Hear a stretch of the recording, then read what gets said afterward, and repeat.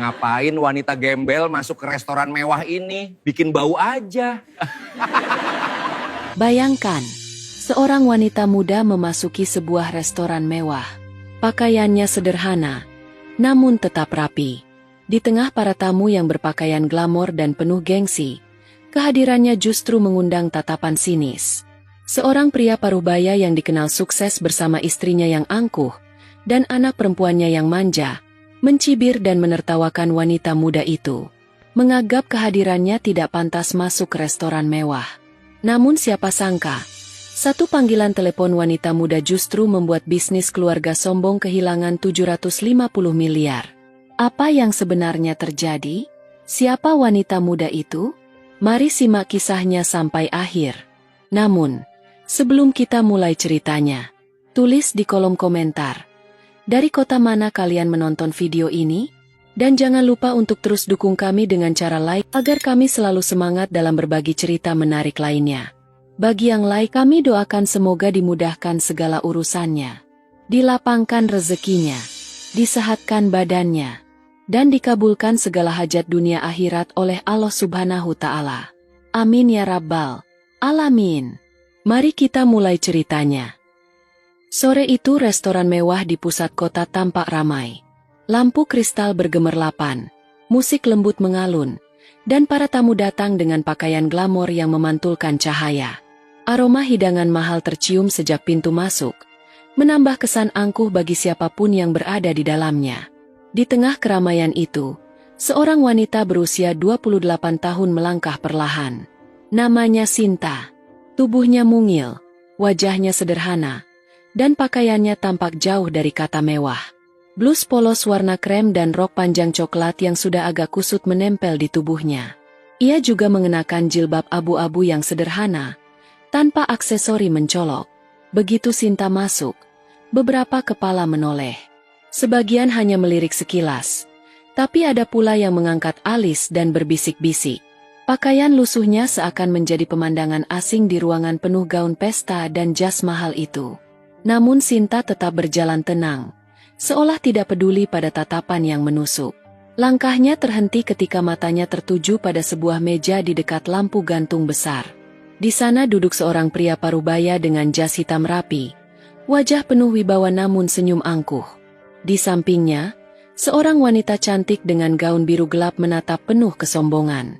Sedangkan di sebelahnya lagi, seorang gadis muda dengan gaun putih ketat duduk sambil memainkan ponselnya. Mereka adalah keluarga Andre, keluarga kaya yang dikenal angkuh di kota itu.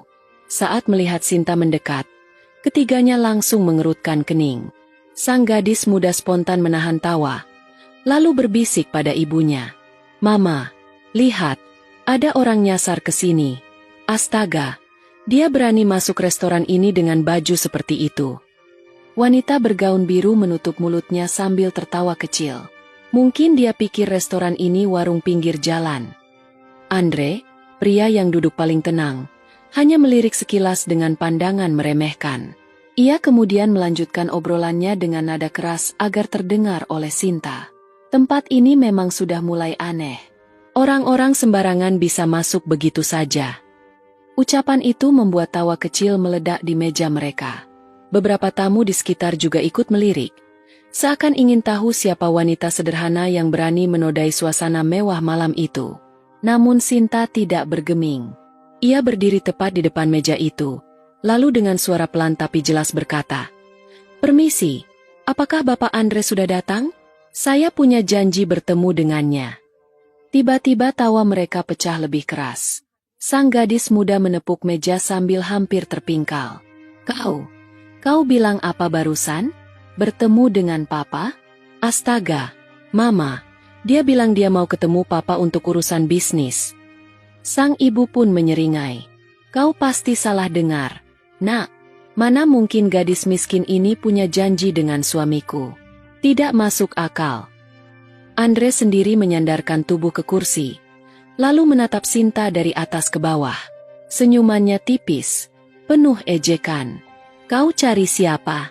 Aku Andre, dan aku rasa kau salah alamat. Restoran ini bukan tempat untuk orang sepertimu." Kata-kata itu seperti pisau dingin yang menusuk. Namun Sinta tetap tenang. Matanya menatap lurus. Wajahnya tidak berubah.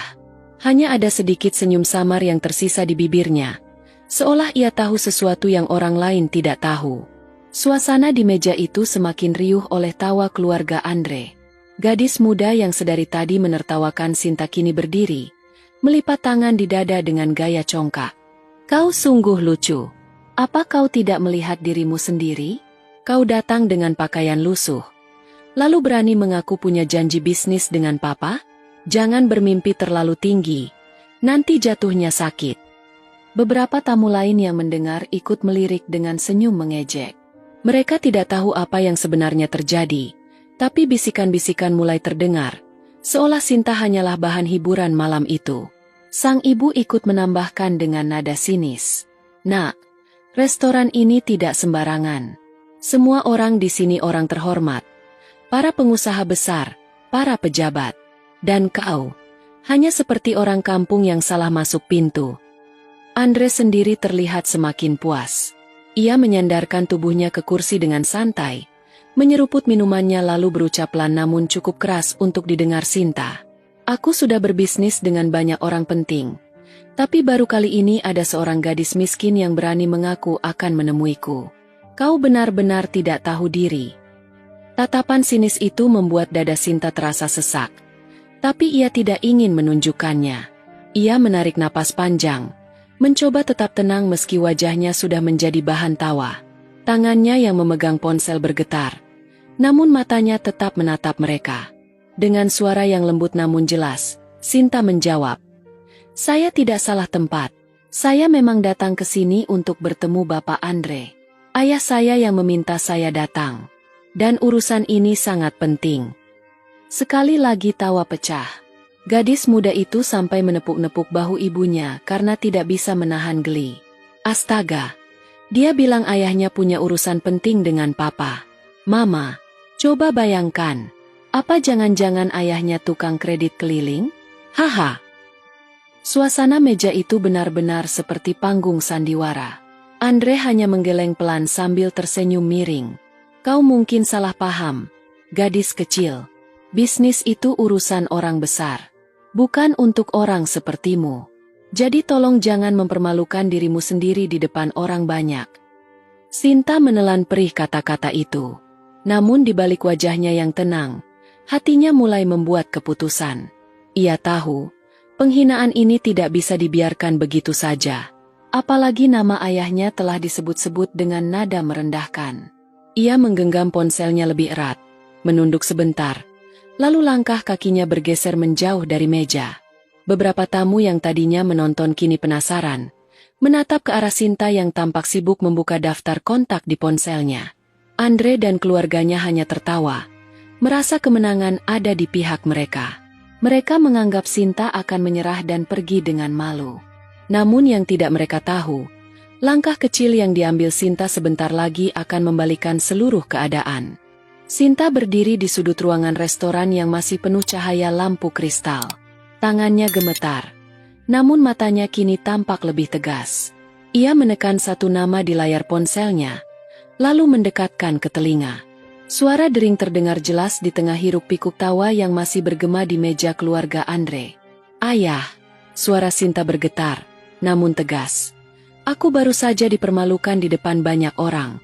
Mereka merendahkanku, menghinaku, bahkan menertawakanku. Orang yang harusnya kutemui, Bapak Andre, justru ikut melecehkan." Restoran seakan mendadak hening di telinga Sinta. Meski musik masih berputar, hatinya berdegup kencang. Ia tahu betul siapa ayahnya, dan apa arti telepon ini.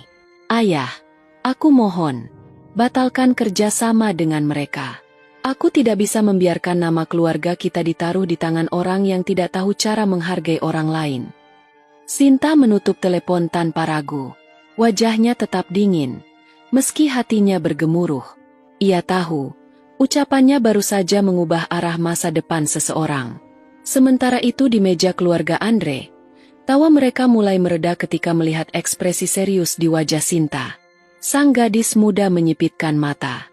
"Mama, apa dia benar-benar menelpon seseorang? Atau pura-pura biar kelihatan penting?